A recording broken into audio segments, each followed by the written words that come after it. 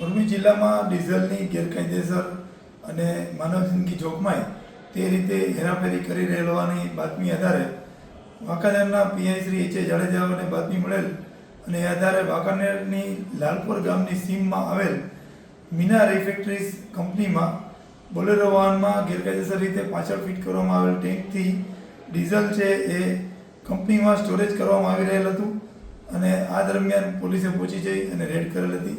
આ રેડ દરમિયાન અમોને ત્યાં ડીઝલનો જથ્થો 2700 લીટર અને બોલેરો વાહન સાથે અલગ અલગ મશીન અને ડિસ્પેન્સર સહિત કુલ 9,72,400નો મુદ્દામાલ મળી આવેલ છે અને આ કામે ભીમસિંહ કુપસિંહ રાજપૂત અને ભાઈખાન ઇબ્રાહીમ સિદ્ધી જોધપુર રાજસ્થાનના રહેવાસી 2 આરોપીઓને પકડી પાડવામાં આવેલ છે.